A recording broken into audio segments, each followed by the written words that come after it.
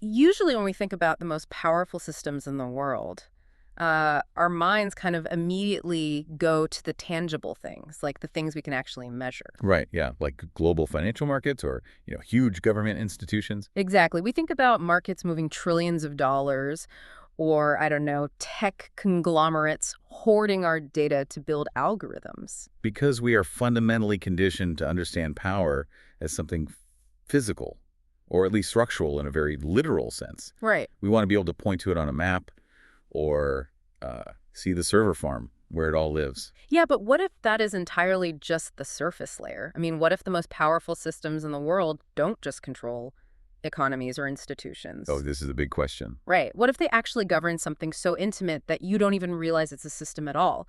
What if they control your perception of time itself? It is honestly a staggering premise to try and wrap your head around. The idea that a system, like an economic paradigm, Mm-hmm. could dictate not just what you do for a living, but how your brain actually processes the past. Yeah.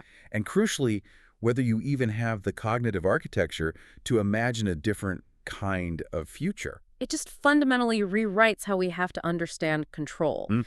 And that is exactly what we are exploring today on this deep dive.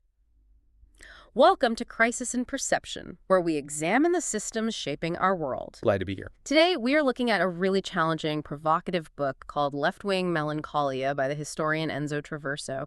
And I want to be incredibly clear with you, the listener, right up front about our mission today. Right, because this is definitely not a standard book review. Exactly. We are not just going to give you a summary of his chapters. This is a systems-level analysis of historical memory, temporal perception, and ideological persistence. We are essentially opening the hood of history to look at the engine. We want to see how entire societies process catastrophic defeat and how an economic paradigm can actually rewire the human imagination. But before we get into the gears of this, we have to issue a strict neutrality disclaimer.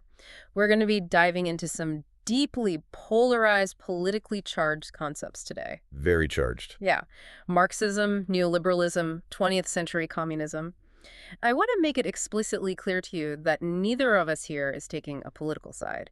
We are not endorsing these viewpoints at all. Our goal is strictly analytical. We are treating this text like an engineering schematic. Right. We are looking impartially at the systems of perception Traverso describes. Because whether you personally align with the political left, the right, or the center, the mechanisms of how ideologies operate affect you equally. Okay, let's unpack this. The core premise of the book challenges a narrative that is so common today we just accept it as common sense. Oh, absolutely. The way the culture views political melancholy.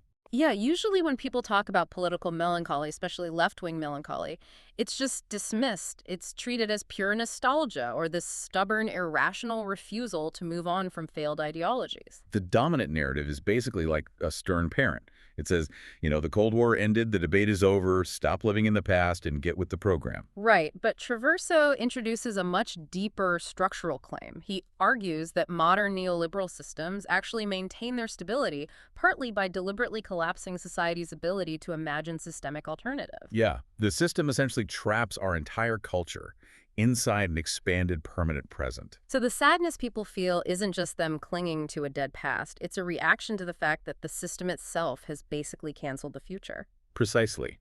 And to understand how global culture got trapped in this permanent present, we have to look at the exact moment this temporal system was ruptured. We have to go back to the year 1989. The fall of the Berlin Wall, the collapse of the Soviet Union. Right, but we have to view 1989 through a different lens. Not just as a geopolitical event. The text argues that 1989 was an epochal turn. Historians use this German term for it, a Sattelzeit. A Sattelzeit. Let's break that down for the listener because academic jargon can get in the way sometimes. It translates roughly to a saddle period, right? Exactly. But it implies something heavier. Is it more like a geological shift, like when a tectonic plate cracks and the ground you stand on permanently changes shape? That is a much better way to conceptualize it, actually. Yeah. A Sattelzeit is a period where the fundamental concepts we use to understand society completely change their meaning. Words like state, or freedom, or future. Right. Traverso argues 1989 fundamentally modified humanity's perception of the past. It engendered a totally new historical imagination. Which brings up Francis Fukuyama's famous concept, the end of history. I mean, the idea wasn't that events would just start happening. Right. Fukuyama meant that the ideological evolution of humanity had reached its endpoint. Liberal democracy and market capitalism had definitively won, so there was nowhere else for society to go. And because of that perceived endpoint, neoliberalism didn't just become the dominant economic model. It established a global hegemony. Traverso points out that never since the Protestant Reformation had a single ideology established such total dominance. They colonized our imagination. Exactly. It became like the air we breathe. Okay, I need to push back here a bit, or at least ask for a mechanical explanation. How does an economic system like trading goods and setting interest rates actually control time? It's a great question. Is it sort of like being put on a systemic treadmill, where the speed keeps increasing, the news cycle gets faster, but you're fundamentally going nowhere? If we connect this to the bigger picture, that treadmill analogy is the exact lived experience of what the historian François Hartog calls presentism. Presentism. Okay, what is that? Presentism is a temporal order where the present becomes completely imperialistic. It absorbs both the past and the future. Like your treadmill, you're running so fast just to keep up that you can't look back and you can't plan a route forward. Right, because you're just trying not to fall off. Exactly. And the system has a dual nature to trap you here. First, it deals with the past by reifying it. And the text uses that word a lot, reified. It basically means taking something living and dynamic and turning it into a flat, lifeless object you can sell, right? Yes. Like taking the radical civil rights movement and just turning it into a sanitized quote on a t-shirt. That is the perfect translation. The past is turned into a commodity by a culture industry that destroys actual lived experience. You don't inherit the struggle, you just consume its aesthetic. Oh, wow. And what about the future? Well, the future is essentially abolished by what Traverso calls the dictatorship of the stock exchange. Meaning the relentless focus on the next quarter's earnings. Exactly. When the global economic architecture is built on maximizing shareholder value over a 3-month window, long-term structural thinking becomes basically impossible. You can't build a different society when the system only rewards immediate ROI. Right. It creates permanent acceleration with no direction. We lack a prognostic structure. We don't even have the cognitive tools to imagine a fundamentally different future. But people still want utopias, right? Yeah. The human drive to dream didn't just vanish. No, it didn't vanish. The system privatized it. Traverso makes this really striking distinction. The warm stream of collective emancipation was replaced by the cold stream of economic reason. So instead of dreaming about a society where poverty is eradicated, the warm stream, we are told to dream about, becoming a crypto billionaire or optimizing our personal brand. The utopian dreams were stripped of their collective power and turned into individualized drives for commodity consumption. And when we do try to imagine a collective future, what does our culture produce? Dystopias, zombies, environmental collapse. Exactly. It's either an individualized shopping mall where you're rich or a collective apocalypse where you're scavenging for water. There is no structural alternative. That is incredibly bleak. But it rings true. So if neoliberalism erased the future, what did it do with the past? Because we are obsessed with memory right now. We build museums, memorials, we have all these historical documentaries. Right. We seem fixated on remembering. So how does this system work without breaking the presentism treadmill? That paradox is the center of the argument. The system didn't delete the past. It systematically redesigned how we remember it. Official memory institutions actually depoliticize historical struggle. How so? Well, we shifted from a strategic memory to a passive one. I'm struggling to picture a strategic memory in practice. Is it like using history as a blueprint? Yes, a strategic memory is future-oriented. You remember the battles of your ancestors to fuel your own fight for a better future. You analyze what worked and what failed. The past is a weapon. But official memory isn't like that. No, modern official memory has become a passive, sacralized memory of victims. It neutralizes radical history. For example, the text argues that the memory of the Holocaust replaced the memory of anti-fascism. The memory of the Gulag erased the memory of the revolution. Wait, I have to push back on this because I think a lot of listeners might be having a visceral reaction to that. Yeah. Isn't remembering victims a profound moral good? We build these museums to build empathy, to say never again. Right. Why does the author view this humanitarian focus as a systemic problem? It sounds almost callous. It's a crucial question. Traverso's absolutely not saying that remembering victims is wrong or immoral. His critique is entirely about the systemic effect. The systemic effect of this official memory is that it strips away the victims' political commitments and radical hopes. It turns them just into passive sufferers, objects of our pity. Precisely. It converts dangerous historical movements into safe, symbolic artifacts. Think about the anti-fascist resistance in World War II. Official memory frames them purely as innocent victims of a tragedy. But that actively erases the fact that many of those victims were fierce, radical anti-fascist fighters with militant, often socialist visions for a different future. So by framing history only through passive victimhood, the system pacifies the past. It changes the moral of the story. Exactly. The system says, look at this terrible tragedy, let's mourn them, and let's be thankful for our current liberal democratic system that prevents this. It uses their memory as a shield for the status quo. Oh, wow. You honor the person, but you bury their actual cause. You put them behind a glass case so they can't inspire anyone today. The text gives a brilliant example with May 1968 in France. That was a massive revolutionary movement. Millions of workers on strike, students barricading Paris. It almost brought down the government. But how is it remembered today? Just as a cultural aesthetic, right? A carnival, as the book says. Right. It's remembered as a youth rebellion about sexual liberation that just updated modern liberalism. The anti-capitalist threat is totally scrubbed clean. It's a fashion trend, not a political earthquake. There is this image in the text that perfectly captures this defanging process. A solitary, massive statue of Marx and Engels in Berlin. It's sitting there in a bustling capitalist city, and someone spray-painted graffiti on the base that just says, "We are innocent." It's profound. Yeah, these massive historical figures are reduced to an ironic artifact, pleading for innocence in a world that has completely moved past them. It beautifully illustrates how official systems neuter the past, which raises a critical systems question. If the official history pacifies the past, where does a true structural understanding of history actually come from? Well, here's where it gets really interesting. The text argues the truth comes from the losers. It leans heavily on Reinhard Koselleck's rule about the epistemology of defeat. Yes, Koselleck's rule is foundational here.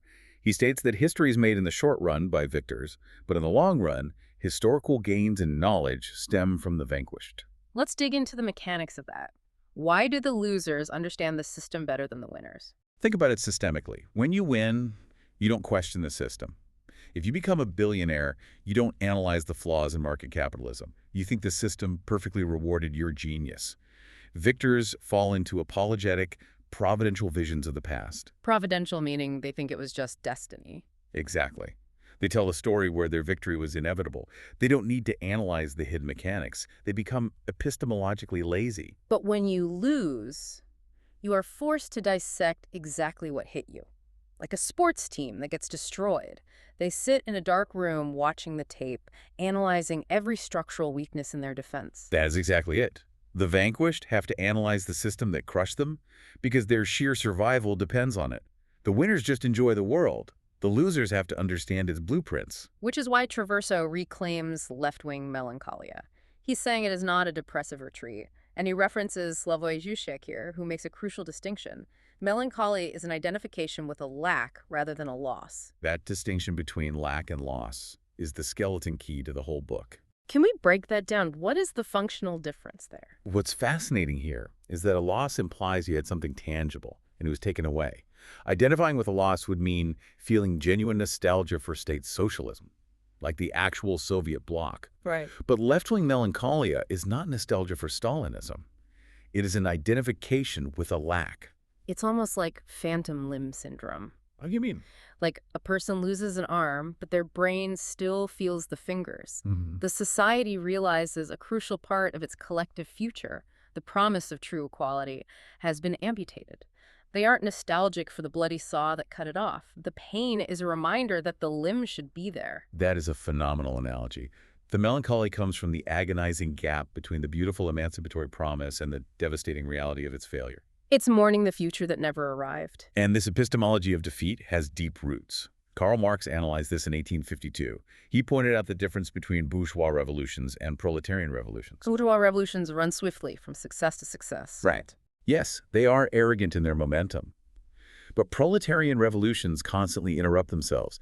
They return to what seemed accomplished to begin anew. They are forced to learn from their own catastrophic defeats. Defeat is the engine of structural learning, and Rosa Luxemburg echoed this, right? She did, writing just days before she was murdered in 1919. She argued that the road of socialism is paved with thunderous defeats. But she saw this with defiant optimism. Each defeat contributes to historical experience and ultimate power. It's a dialectic of defeat. You lose, you analyze why, you synthesize a new approach, and you fight again. Exactly. But this brings us to a critical juncture. If this knowledge of the vanquished is so powerful, how do you actually apply it today? How do you stop the systemic treadmill of presentism? Because right now, the system feels totalizing. To stop the treadmill, Traverso argues, you cannot just run faster. You have to rupture time itself. You have to break the continuum of history. And he turns to the cultural critic Walter Benjamin to explain this. Walter Benjamin is a huge presence in this text. His view of time is completely opposed to how we are taught history. He draws a sharp contrast between historicism and remembrance, or Eingedenken in German. Historicism views time as homogeneous and empty. Meaning time is just a closed timeline where the past is dead matter. It safely archives the past behind a velvet rope. Yes, it keeps the ghosts in their graves. But remembrance sees time as an open, volatile process. The past is not dead. It actively haunts the present. It contains unfulfilled hopes that could be forcefully reactivated. Traverso provides a really powerful analogy here. Marx defined revolutions as the locomotives of history, the engine driving human progress forward, but Benjamin flipped that entirely. He did. Benjamin considered revolutions as the human race reaching for the emergency brakes. Reaching for the emergency brakes, I mean, that imagery just gives me chills. It's a profound paradigm shift. If you are on a train speeding toward a catastrophic future-like ecological collapse or algorithmic hypercapitalism, revolution isn't about speeding up. The tracks lead off a cliff. Revolution is about violently stopping the train. It's exiting history, not accomplishing it. Exactly. You yank the brake to shatter homogeneous, empty time. And when the train halts, the ghosts of the past can flood into the present. That is how you break presentism. But because this is so dangerous to a neoliberal system, this radical memory has to survive in hidden ways, right? It can't live in state museums. Right. The text discusses how this cultural processing of loss happens through what it calls Marrano memories. Like the Marrano Jews in Spain during the Inquisition who practiced their faith in secret. Precisely. Radical political memory goes underground. It survives in films, in literature, in art. It waits for the moment it can be reactivated. The book highlights some breathtaking examples of this in art, like the movie Ulysses Gaze by Theo Angelopoulos. There is this unforgettable scene of a dismantled, colossal statue of Lenin lying on a barge, floating silently down the Danube. It's a haunting image. Yeah, people are on the riverbanks watching it pass, making the sign of the cross. It perfectly symbolizes that suspended, melancholy gaze at history. The utopia is dead, but its emotional weight still navigates through our world. It's a perfect visual representation. Another example is Renato Guttuso's painting, Funerals of Togliatti. It depicts the funeral of the leader of the Italian Communist Party. I looked this painting up and it's striking. Why is it so significant to this systems analysis? It's the visual mechanics of how it processes grief. The lower half shows the mourning, grief-stricken faces of the crowd, but dominating the entire upper half is a massive sea of vibrant red flags. So the human figures are grounded in the heavy weight of defeat. But the red flags, symbolizing the idea and the future, remain aloft and vivid. The painting actively sublimates the loss of the leader into an enduring hope for the idea itself. The sadness fuels the next chapter. It doesn't close the book. But these cultural memories don't exist in a vacuum. They are actively suppressed by larger nested systems. This raises an important question. How did the left actually lose its collective memory? It was a structural demolition of the environment where those ideas lived. The text connects this to the end of Fordism. Fordism, the mass industrial model of the 20th century, Right. Giant factories, assembly lines. Yes. Under Fordism, you had massive physical concentrations of workers. This physical proximity created a shared language and a shared memory. The union hall was where older workers transmitted the history of past strikes to younger workers. But then the economic system shifted to flexible, precarious work. We moved to the gig economy. Exactly. If you are an Uber driver today, you are alone in your car. Your boss is an algorithm. You have no shared physical space with your peers. The economic system pushed highly individualist models. You were competing against every other isolated worker. This structural shift systematically dissolved class memory. Laboring men and women lost their public visibility. And this was mirrored by a shift in the political system. Mass political parties used to be major vectors for transmitting memory. But they were replaced by hollow catch-all electoral machines. They don't have deep roots in civil society anymore. They are marketing apparatuses designed to win elections. They have no use for deep strategic historical memory. If you're listening to this right now and you ever look around and feel culturally adrift or unmoored from history, you are experiencing the intended output of this precise economic and media architecture. It atomizes you physically and economically, so you cannot form a collective memory, which prevents you from imagining a collective future. So what does this all mean? What is the crisis in perception here? The crisis operates on multiple layers. First, what is being misperceived? We misperceive political melancholy as a pathology, but treating it as a sickness deliberately hides its epistemological function. It's actually a critical lens to see the deep flaws of the current world order. Right. Second, we must see how neoliberal systems reshape time. They naturalize capitalism, making it seem immutable. It traps us in a permanent present, severing the link between past experience and future expectation. And third, official memory neutralizes radical history. The system misleads us into thinking we are honoring history by focusing on victims, when, in reality, it's a pacification process. It buries their radical hopes. Finally, visibility comes through systems analysis. The disappearance of meaningful futures is not an accident. It is one of neoliberalism's most stabilizing control mechanisms. Consider that the ultimate act of rebellion in the 21st century might simply be daring to properly mourn the failed utopias of the past. Feeling the weight of that loss might be the only way to realize that the future isn't closed yet. Crisis in perception is not about telling people what to think. It is about making the systems shaping perception more visible. Because when structural forces remain hidden, meaningful change becomes far more difficult to imagine. Crisis in Perception examines how systems shape belief and how better tools help us see clearly. This project is free and publicly accessible. If you'd like to support the time, tools, and research behind Crisis in Perception, you can become a supporter on Patreon. For a shorter visual overview of this topic, see the mini explainer linked in the description. If you enjoy this kind of systems-level analysis, please like, subscribe, and comment with books or topics you'd like us to explore next.